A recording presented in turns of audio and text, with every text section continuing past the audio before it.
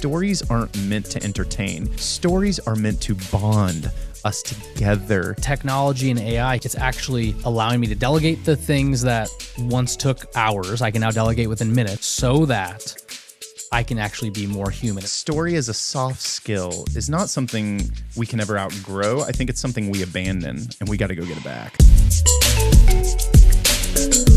Thank you for joining us on episode 2 of the Storytellers Podcast.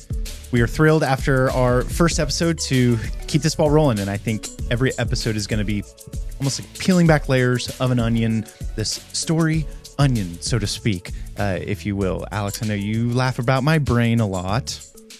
Will's brain. Yeah, Story Onion's a new one. Okay. That's pretty good. Story Onion. We're peeling back layers on Story Onion. And no, this is fun. We know we're going to say story a lot, dive into story, but we know based on our, I don't think we mentioned in our first episode. Sorry, I just had a visual. I wonder if Nathan can get a picture of a Story Onion on the screen. Yeah, we'll see what he can do. Shout out to Nathan, our producer, by the way. Yes. He is a top producer. He travels with Friday Pickleball, our good friends over at Friday. Yeah, Jake Brad, Ghost Runners, how we found Nathan. He was mentioning just the other day that he said, Will, if I hadn't heard you guest hosts with Jake and Brad is how Nathan reaches out, said, Will, if there's ever any. And I said, well, dude, Alex and I are brainstorming. So again, just so cool as we look back on the story that is unfolding through our business, sharestory.com, and how more individuals, we're introduced to who are doing amazing work. Nathan's one of them. Shout out Nathan. Yeah, Story Onion. Let's see what he whips up. Yeah, we'll get him on video here soon as well. Yes, yes. He's really over there. He is. Okay, so Story Onion. And peeling back layers, and some parts are going to be serious. We're going to go deep. Other parts we want to be fun and light because stories should be that too. You know what else is fun and light? Our intro music. I don't think we mentioned it on episode 1, but what do you think about? Shout out to Josh. I mean, Josh Raymer. He put that track together. We said something light. We want to keep it because we know this subject matter can get deep fast, but that intro music is our heartbeat. And I will tell you, if Lauren and I had to do it, if we had Lauren, your wife, Lauren, my wife, if we had to do it again, our wedding, I think we say our vows, to-dos, kiss the bride. I think we might be walking back down the aisle. That might be our track. That's a great. Our intro is just get it started. But you know what? I wouldn't know because I wasn't invited to your wedding. Okay. Well, here Nathan, stop record. We got to have a. Man, let's see here. Was you on the guest? Quick, Lauren, did we invite out? I agree. This would be a good soundtrack. It has some good vibes to it. Not too serious. Not too. Yeah, there's some ocean waves in the back, which a couple of Midwestern boys we said we think this is what the ocean sounds like. Yes. Put it in the back of this intro music. Mentally, we can go there. But anyways, mentally, imagination. We are leaning into the imagination for episode 2 because wherever you're at in life, and if you're listening to this podcast, you may be a seasoned business professional. You've been doing this for years. And the episode title, we're talking about bedtime stories. And when in our lives did we stop caring about story because we got old, we became adults. Adulting is hard. Our work lives are serious. We work to make money, to provide for our families. And along the way, we lose a lot of that childlike wonder is what we're going to be exploring on this episode. And so I know you're mentioning before we started recording here, Will, this might be your day. I said, well, you do it too. Us as dads, we have the power. This is what I tell people. Again, in conversations we have, we say, don't think you can share stories, get into public speaking, do it from stage in front of hundreds, thousands of people. If first and foremost, you can't do it in your own home. And I tell people, that's deep. Well, yeah, I said we can get deep fast, but to zoom out and to get light, those wigs that we've talked about, those mustaches where you first met me up on stage, dude, I bust them out from time to time. I think actually producer Nathan will be able to get one of those pictures on the screen. We'll be able to bring one of those bad boys out. Yes, he'll be able to judge it up. So as you look here, there's a science behind the wig. There's a science behind the stash. And my stage every night is with my sweet children. So we go 8, 6, 2, and then I did mention episode 1, number 4 is on the way. So that's my stage every night, whether it's me coming up with a new story in front of and with them, and they love it. They eat it up, and you can literally bring out the wig some nights too. Sure, yeah. We go Frank on them. They haven't met Fletch yet. That's coming. But then we also were on. We're reading through Narnia, so we're on the horse and his boy. I come from a big Narnia family. Okay, say more. Now, I can't say we've read the books. I mean, dude. But we've watched the movies. The book is always... So you haven't read any of them. Dude, you should come over and join Yes. Storytellers Kansas City. Yes, you can read it to me. I think I've started when I was younger. I started reading the books, but those movies and then the movies so good when we were kids, and it was like, well, who needs the book? No, right. But now here's the problem, though. I heard Netflix bought out Narnia rights. So like, I think in 2027, who knows what's gonna happen? I mean, it might be, it might not be the Narnia we're used to. Some creative liberties, sure, exactly. Which is why you need to return to the book as it was intended. The book is the hook, and it is so fun. And it's actually even reading the books, because we'll be in the middle of a chapter and my mind is going back to work. It's going back to, groceries that Lauren and I need to pick up, and where my mind can just veer off, but my kids are locked in and they will say, Dad, why'd you stop? And I'm like, wait, what? And they'll kind of snap me back in because they're paying attention. I mean, there's a lot of text. There's a lot of text in books, and there are these things that I'm reading where I'm like, my kids aren't picking up on this, and then they will reiterate details that I had no idea they were paying attention to. So these stories, our kids know more than we think, and that is the theme here: is where did we lose that? That's power. I mean, that's really powerful because you and I are both in this season, and I was giving you a hard time. Will, this is more down your lane. I think the way that. Yeah, maybe my mind works. I see more analytical. Yeah, which is great. I see the title and I'm like, okay, we're here talking about bedtime stories, but there's power in what we're talking about, whether you have kids or not, because like you and I are in this stage right now with our kids, and that is what happens at night, right? That is before you go to bed. This is what's happening. But I want to.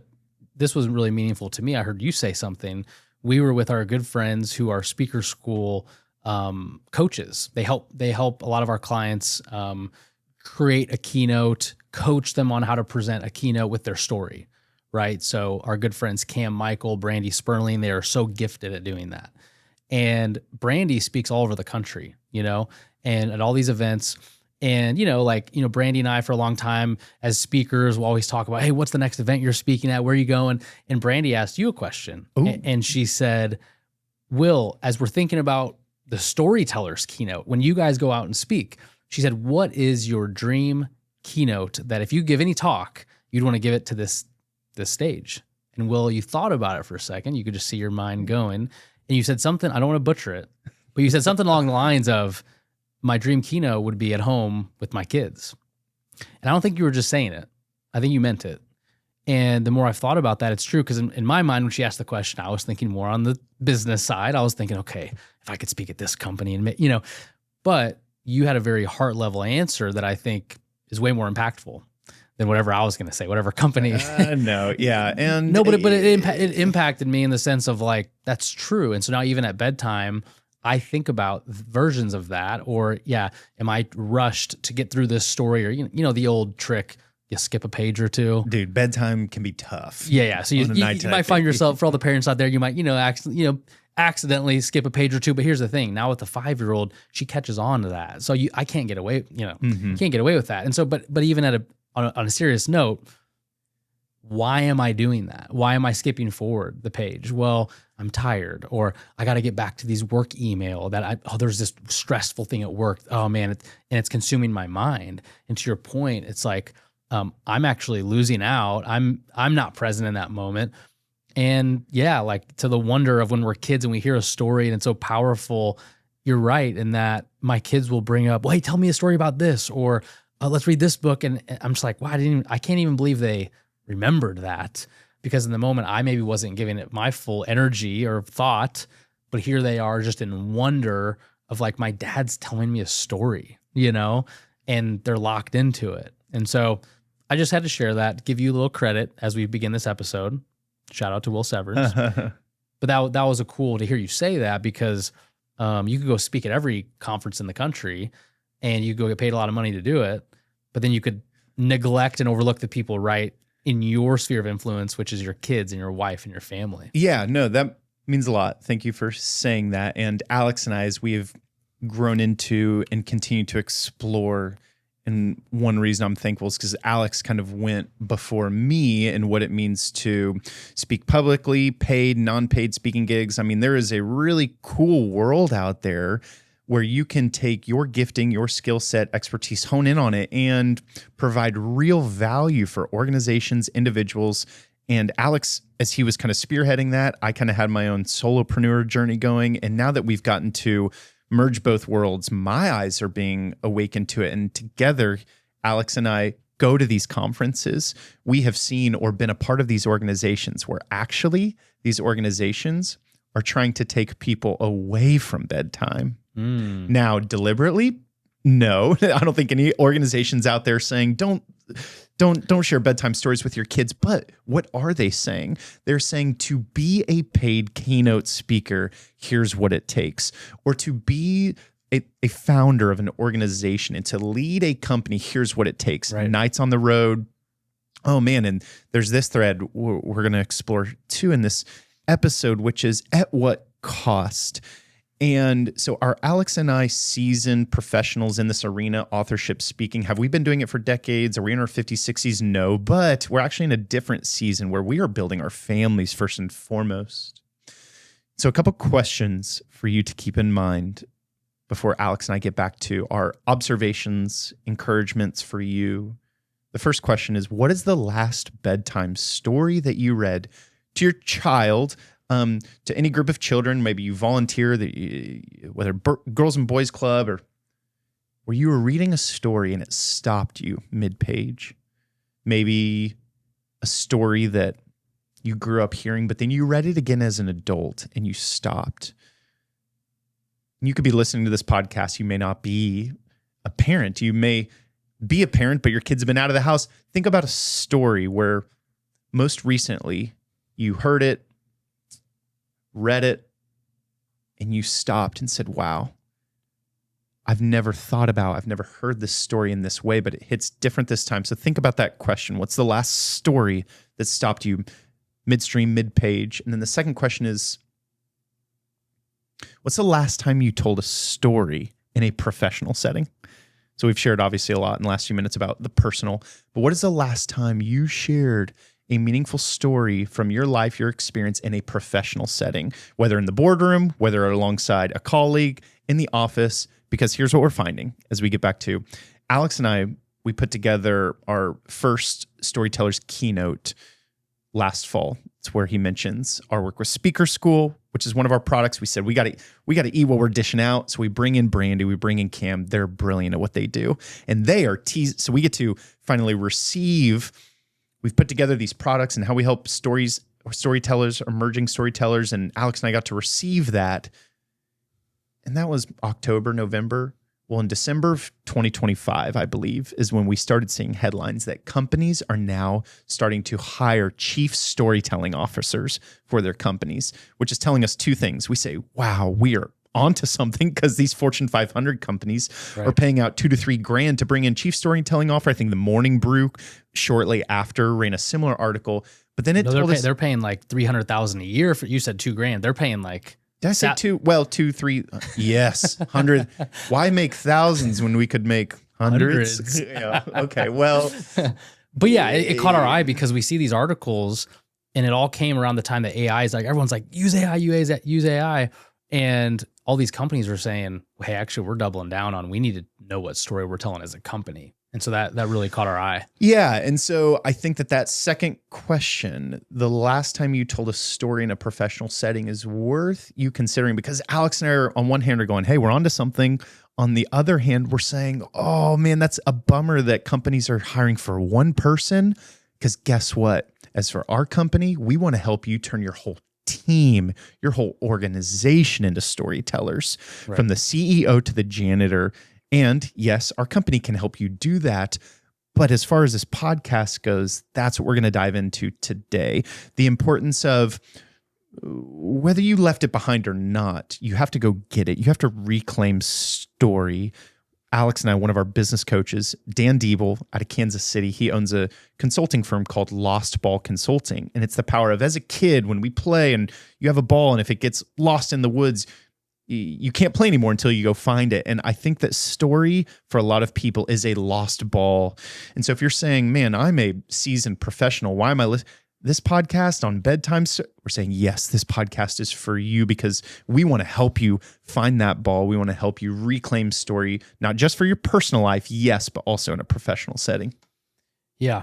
And I think as we talk about, I've been thinking about stories as you're saying that question, what's a story that, kind of sticks with me, or a bedtime story.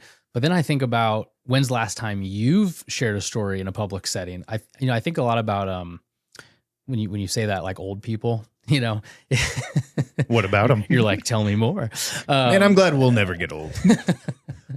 Now with AI, we'll stay younger. Yeah. Rick and Bobby. Yeah. Could be 200-300 years old. You go, we're in the Midwest, right? So you talk to like an old farmer. Farmers are great. They provide all of our food, right? And but you talk with the older generation, and a lot of times it's funny because it's what's so natural to them. Before they had technology, social media, all these things, what were they doing? They were sitting around telling stories, and it's I just enjoy, whether it's like talking with my grandpa, even the other day when I was with him, he's just telling stories. And that's pretty cool to think that the older generations, like, that was normal to them, because guess what? They didn't have texting. They didn't have a podcast. They didn't have this. So what'd they do? They told stories of like, well, yeah, you hear about Farmer Joe over there? Well, yeah, Farmer Joe, whatever, right? Farmer Joe story. And now we can text about Farmer Joe. Or I was texting about Farmer Joe just last week. Alex, you were making it sound, where do we live? Alex and I, we promise we live in the thriving metropolises of Columbia, Missouri. Yeah, Will's in Kansas City, so he's a city slicker. I'm in Columbia, Missouri, also a college town. But yes, it doesn't take too long of a drive before we're back in farmland. And some of you listening, if you watch the show Ozark on Netflix, I never really watched it. I've heard it's a little crazy, but people will say, "Oh, you live in Missouri, like where Ozark was filmed," and like I think it's about like this like drug smuggling deal. Yeah, it's based on Alex's life. That's right, my story. But anyway, we don't live in there, Columbia, Missouri. We live in the Midwest. I guess where I'm going with all this is, I enjoy being around old people. That's where I'm going with all this. What I'm trying to say is, I love old people. That's great, Alex. I just think there's the pace I will say, you talk to someone and sometimes they're a little slow in their story. So maybe we could help them with speaker school, be like, all right, get the story out quicker. But I think there's a beautiful thing in, you get around people with a few more gray hairs. I'm starting to get them in now, but you and me both, brother. Yeah. But they have a lot more gray hair than us, and it's trying to glean something from them. And it's like, but that's so natural, let me tell you about this story, And I think that's powerful. I think we've lost that. Yes. So yeah. Lost ball. Yeah. Well, here's one for you. Movies. They don't make them like if you heard this before, they don't make them like they used to. True. They don't make movies like they used to. And I've heard that is a shared, we talk, what does that even mean? Well, I'll tell you what it means. It means that the writing has gotten worse. The production quality has gotten better. But when we say... Well, what do you think about, though, the trailer at the beginning, the old movies where, like, on Air Bud, it would be, like, 3 minutes of, like, executive producer. What are your thoughts on that, though? Because now, with Gen Zs, they just go right into the movie. They don't have any of those credits. What are your thoughts on credits? Right. It's got to be quick. There's a lot to unpack there.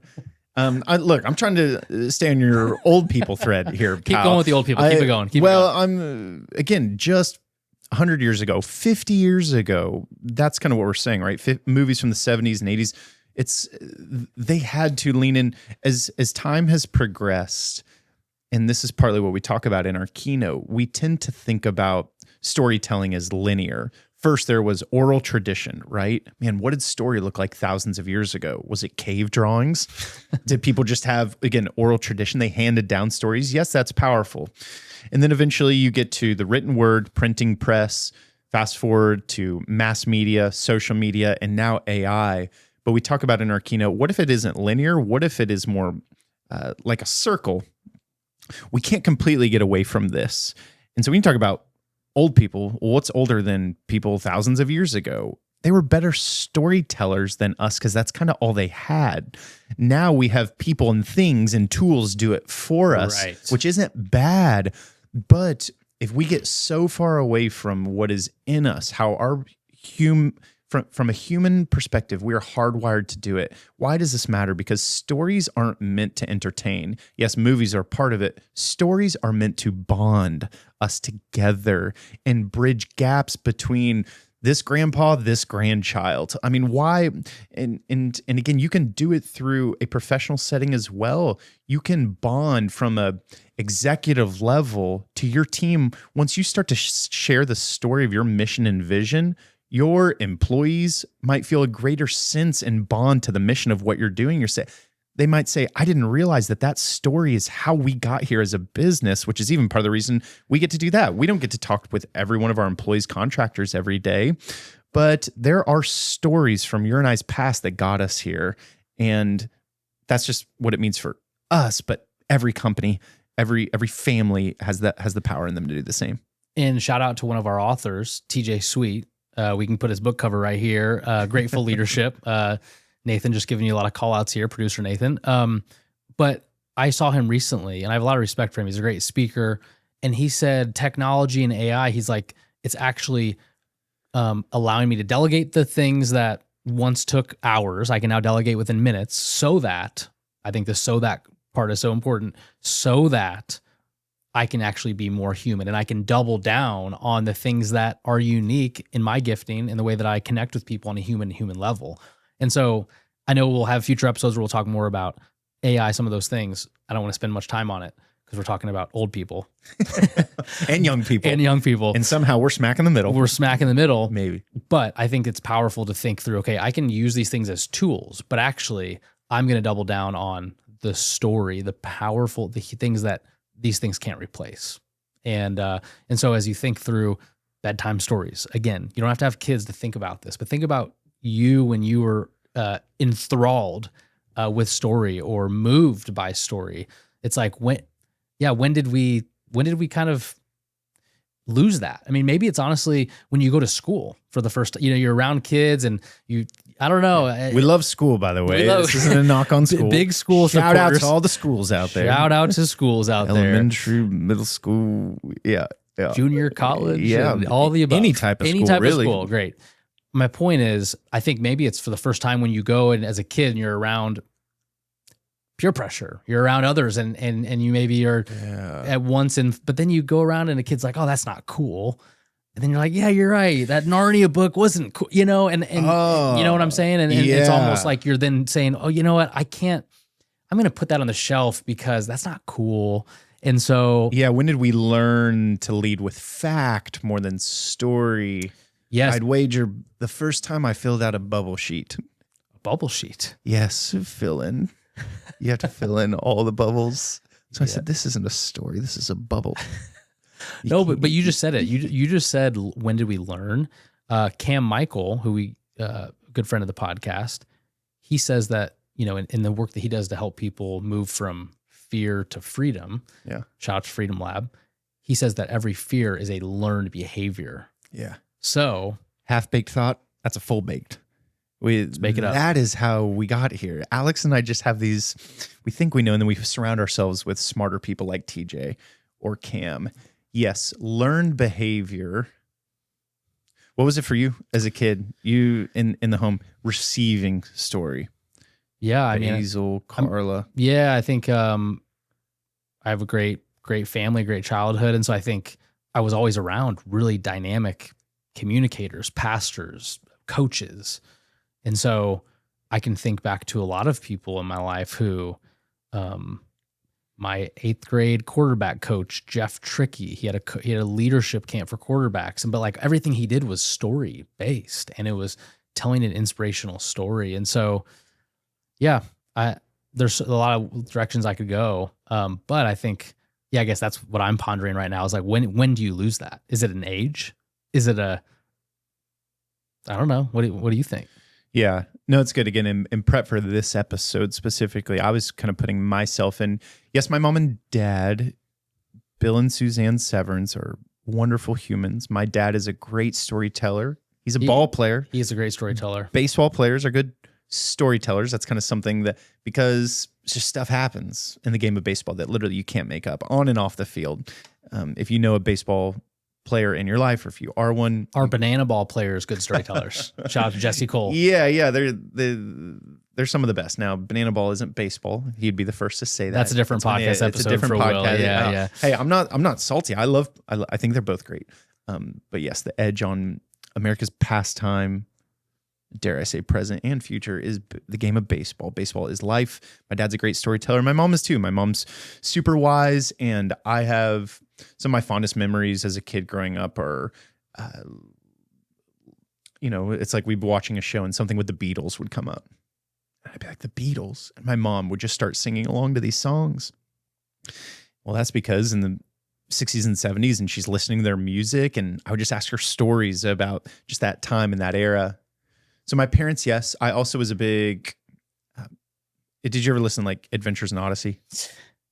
The sound, like the tapes. Yeah, tapes. Yeah. And those are stories, and I have memories of those like putting me to bed. Not in a bad way. I just would listen to these stories and my parents would hit a tape. And I remember then getting into college. Do you have any traumas to work through from Adventures in Odyssey? Well, there was an Adventures in Odyssey club at the college that I went to. And I remember it was like, oh my gosh, there's a club for this. Like I listened to those, and I remember Shout out to Taylor University. It sounds like they're very inclusive. Okay. All interests. Yeah, well, there's a lot of good stories I could share. That I don't know, this probably isn't the best one to share, but I just remember, sure, I'll go to the club. I was one and done at Adventures in Odyssey club, and I show up and I'm surrounded by 10 to 15. What did you go dressed as? But you're right. There are probably some costumes in attendance, and I just remember looking around and thinking, "Oh boy, what have I got myself into?"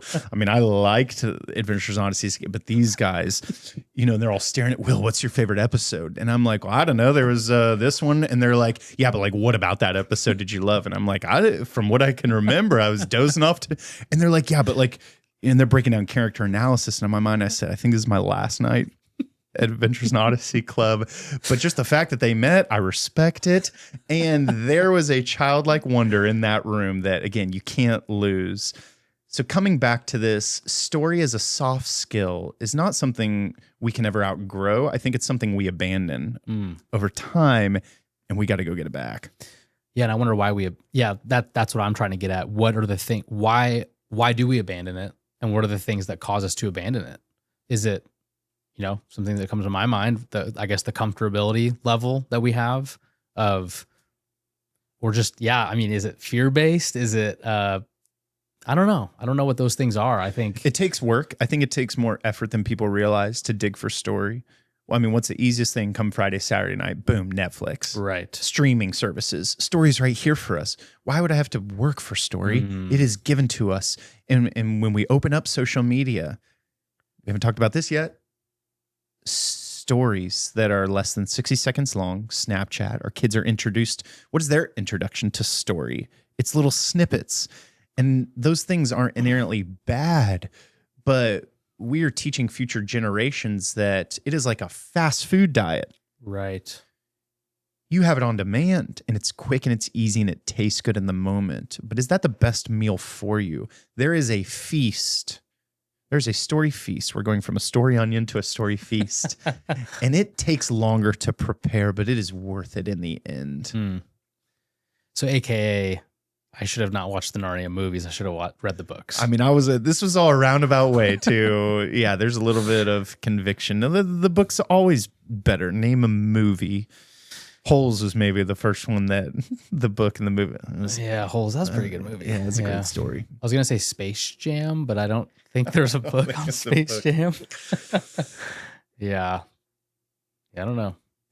So kind of back on the professional thread, on what is a professional situation that you're in where a story would have actually worked better for you than facts. And when I worked at this marketing firm in Kansas City, it was a fast 9 months. I was in and out. We're gonna and we'll dig into that. We'll get to that story too. Yeah, as we're surrounded by our plant, almost like in a counseling set. No, yes. I've done some counseling work and it's been good. I was doing some biz dev work. It's me, my boss, a few of our team workers, and we're giving a pitch presentation in front of a prospective client. And my slide or two I was instructed to create for this PowerPoint deck, I kind of kept one up my sleeve and I said, I'm not going to tell my team this, but I'm going to include a little story here, kind of fabricate. Well, the client we were pitching was a roofing company and they've been around for 70, 80 years. You said in the last episode, you brought up Little House on the Prairie. Or was that this episode? That was last episode, yeah. Yeah, it all blends together already. We're only 2 episodes in. I don't even know what episode we're on. It's a roofing company for 70 years in the heart of Kansas. And so I flash up on the screen. We're in the middle of a presentation, and I kind of fabricate Laura Ingalls Wilder and the whole family. Boom, there they are, Little House on the Prairie. And these roofers are going, where are we going with this? Exactly. Not only are the roofers saying that, my boss is going, where's Willie going with this? Well, you didn't tell your boss. No. So he was kind of like, all right, Will, make sure you have your deck ready for the... Exactly. And so I throw up a fake quote from Charles Ingalls, and I said, I've been using this roofing company for the last 20 years. And dude, they all, and the client, they just lose it. They thought it was the fun. And I'm like, it's working. I look at my boss. He's like, that was a good one, Willie. And we talked about it on the way home. They said, Willie, you got him with the Little House on the Prairie. And I just said, man, that was a moment for me. Two things. Yes, now in the power and not taking yourself so seriously. It was kind of a Tommy boy moment where it's just the power of being yourself and bringing your whole self into even professional work. You don't have to leave stories out. We get to bring stories in because that's what people want. That's how they connect. Again, that's how they bond. Yes, could have given the facts of what we do. Here's how our marketing company can serve you. They didn't care about that. They didn't care about that. They wanted to have fun. They wanted to. No, that's such a great 2 thoughts come to my mind. That's a great example. I guess the first quick nugget is that so often we get told as co-founders of our company, hey, the reason I'm working with you guys, like we've literally had people say, hey, I've talked to 8 other book publishing companies, but the reason I'm working with your team is because of who you guys are, what you're about, because I've gotten to know the story of how you help people. So I just want to put that there, that Will and I have experienced that. And so if you have a business, if you are starting a side hustle, just know like the story you tell, the story you not even tell at times, it's more of just be vulnerable and be open. It attracts people. But I loved your example of you giving that pitch deck. I totally could see how you did that. I mean, it doesn't surprise me, or probably any of our listeners who know you. But a similar example is in college, I was in a public speaking class, which at Mizzou, and shout out to Dr. Mazza. I'm not sure if he's still around. I'm sure he's still around, but I just don't know if he's teaching anymore, but he's a great guy. And we had to give pretty much this class, how it went was if you were the first person to present, you got like an automatic like B or above. So you know me, I'm like, I will go first, right? Would you have gone first? I mean, no. Yeah. Rip the Band-Aid off. Yeah, rip the Band-Aid off, right? Yeah. So I would always go first. And so I'm like, okay, I have some liberties here. I have some freedoms now. And what I did was similar to what you did, a little different. I looked, this was back when, Facebook was at its prime. Let's say the class was on a Friday at 9 a.m. On Thursday night, I put together a PowerPoint deck and I looked up all of my classmates, all 27 classmates on Facebook and found like a semi-embarrassing picture, but not too, like not, just kind of like a funny picture of them from high school. And I included every single person in my slideshow. So like you had to like create a product. And so I would be like, and now our director of marketing, Will Severns. And it would pull up a picture of you, like kind of an embarrassing picture. And I mean, you should imagine these kids roll into this class at 9 a.m. on a Friday. Maybe they had some drinks or something the night before. And so they come into this class or whatever and, half awake. And all of a sudden they look up and their face is on the PowerPoint deck. And so I did get an A on that project. I don't even remember. But it landed well. My point is that was just me being me, trying to include other people and just like make not make fun of anyone, but just have a fun time with the project and be like, okay, are we really going to take ourselves this seriously? Like, we're presenting a fake product in a public speaking class. Yeah. Let's have fun with it. But it was so well received. And I think that was one of the moments for me, maybe similar to you, where I have that moment and I'm like, out of the 27 people in that class, there was only 2 of us that enjoyed it. Shout out to Olivia Richardson. She was one of them, me and her. And, you know, that was the moment for me where I was like, I enjoy doing this kind of thing. I enjoy getting up and talking. And so anyway, that's kind of a different story, but similar. No, it's just like, so there was no pushback. No one was like, "Hey, you." no pushback because it wasn't anything bad. But you made it personal. I made it personal. I think what another cool thing that I take out is people like when they are inserted into the story, a story. Like you made it about more people than just yourself, which is cool. Yep. Also, as you brought up, communications. At Mizzou. I was a communication major, business minor. Yeah. It was also media communication.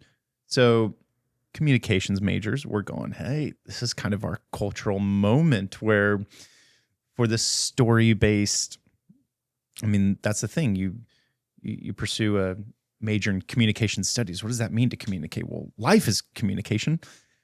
And another thing my dad would say growing up, he'd say, buddy, everyone communicates, few connect. And that always stuck with me, so much so that I'm in the library in college one day. I look up and I see this book title that says "Everyone Communicates, Few Connect" by John Maxwell. John Maxwell. I was gonna say, did your dad get that title from? I said, "Oh, Billy, what else have you said that you just that trickle down effect?" But it's a great book title. Yeah, great book title. So in part, Bill, in part, John. Thank you. And what it means to connect with others. Again, it goes back to that reality of stories don't entertain, stories bond us to one another. Yeah, because every time I go out and speak, it is not the principle or statistic that I share that like makes someone tear up or makes them come up to me afterwards and say, oh, I was really moved. But no, it was like the story. It was getting vulnerable.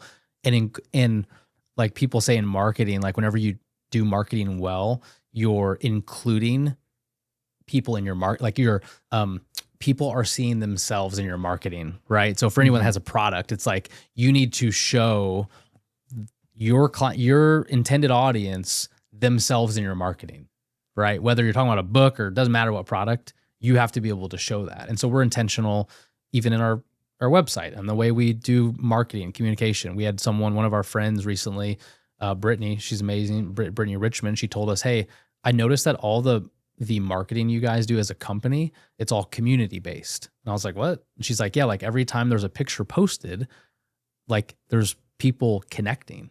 And like, that's the type of vibe we're trying to be about is it's not just one person. It's not just whatever, the person at the top of the organization. It's like, how do we empower everyone to get together to share their stories, their unique giftings and skill set? Yeah. So you've shared a little bit about the old people. I've shared a little bit about, and even more on the young people, these kind of, our lives are bookended, right?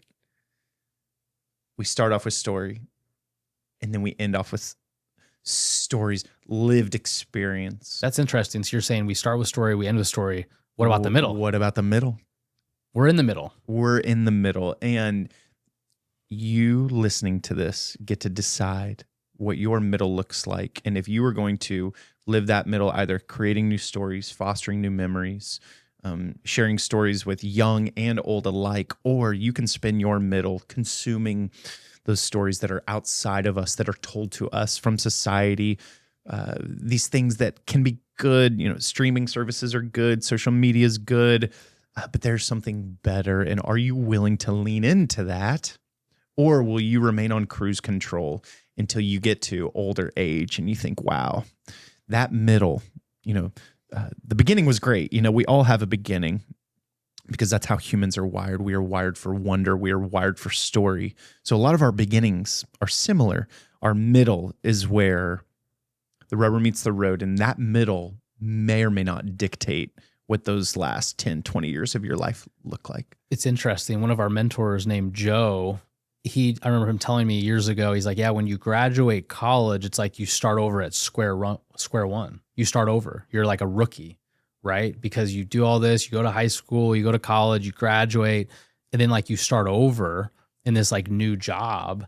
And so I think that's interesting how you said that. Beginning might be the most interesting thing I've ever said. It might be. Coffee's setting in. The coffee's you're getting going, but the beginning is story, the end is story. But a lot of what happens in those middle years, you're right. It takes being intentional to curate story too, because the stats are clear. Gen Z, this new next generation, they're spending like 8 hours a day on their phone, right? You could have said any number right there and I would have believed it. They're spending 16 hours a day on their phone. The time they wake up to the time they go to that phone doesn't turn off. Yeah, but it's like you see it, right? You go out to dinner and you just see the couple or the friend, they're glad I'm not that couple. Right. Glad I've never checked my phone at dinner. Me neither. Or giving your kid a device at dinner. Yeah, we've never done that. But anyway, the point is, it's like it does take intentionality to not go to the default, which is these things. The default is so easy. So easy. Good. Yeah. And that fast food diet. And so what would it look like? And I think, but I'd love to hear from you.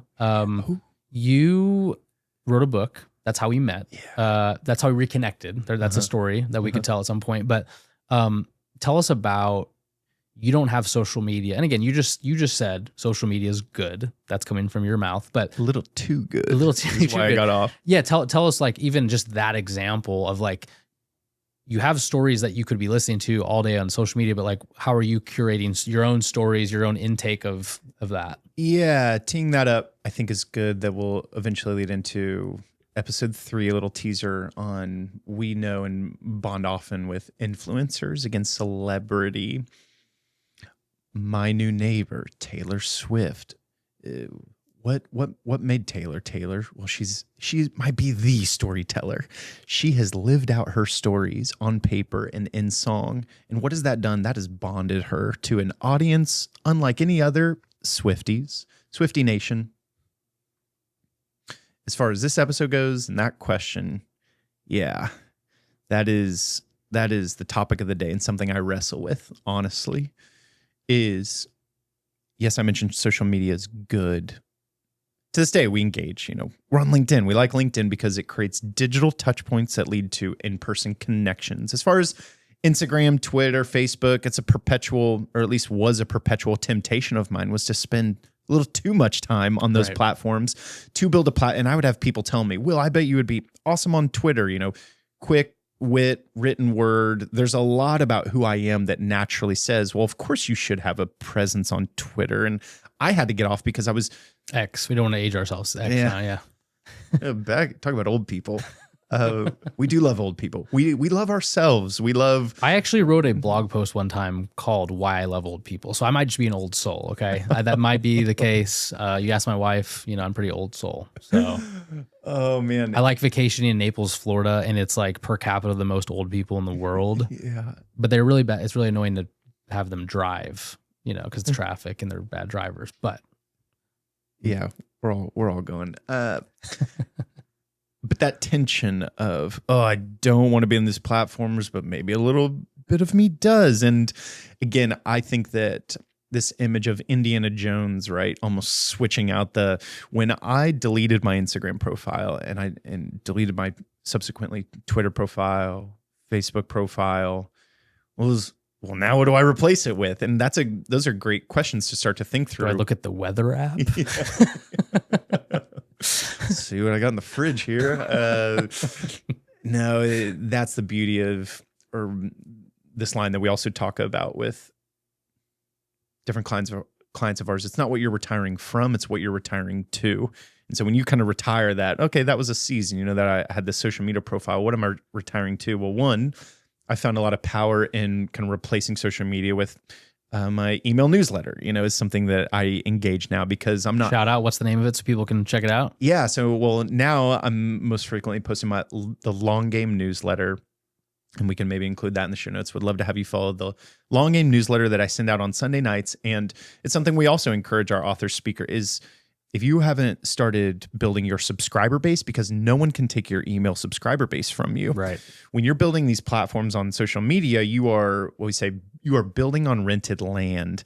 And so there are other things that you can replace social media with. But beyond social media, again, it is more so returning to and reclaiming elements of story in your day-to-day lives that, more than an email newsletter, I started replacing time I was spending on social media with conversations with my wife. Most recently, we, again, just celebrated 10 years. We go down to Phoenix. We did a couple days. We go to Sedona for two or 3 days. And in Sedona, people say, what was your favorite part of your anniversary? And well, my wife is 6 to 7 months pregnant, so we couldn't do, anything spa related or whatever. It's like, you know what? Let's just go hike. Let's just go on these nice light hikes where we get to walk and talk with each other and reflect on our last 10 years.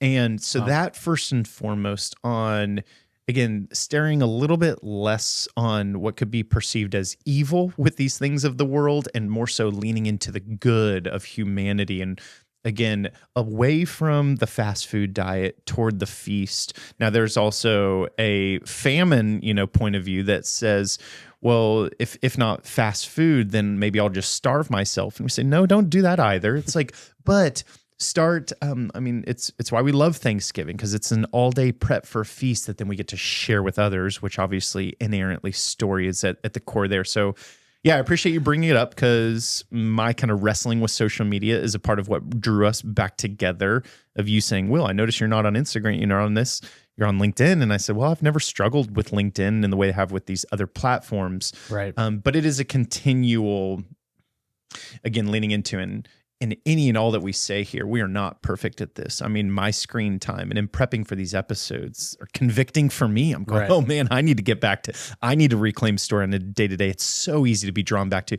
because they're so enticing, but rarely the best thing for us. Yeah, that's powerful. Well, thanks for giving us the behind the scenes. Yeah, there's my imaginative take on this whole issue. But again, try not to view this as an issue. As Alex and I land here, I want to pose this question for you as the listeners. Who in your life needs you to tell them a story this week? Maybe today, but at least sometime this week. Who in your life needs you to share a story, not information, but a story that you are potentially withholding from them? Doesn't have to be a super deep story. It could be a fun, light story. Maybe it's a sibling. Maybe it's sharing a story with them that they've never heard before or that meant a lot to you. They may not realize that. Share that with them this week. See what happens. On a personal side and on a professional setting, I don't know if you have anything to wrap there on the power of, again, going back to companies that are bringing in storytellers.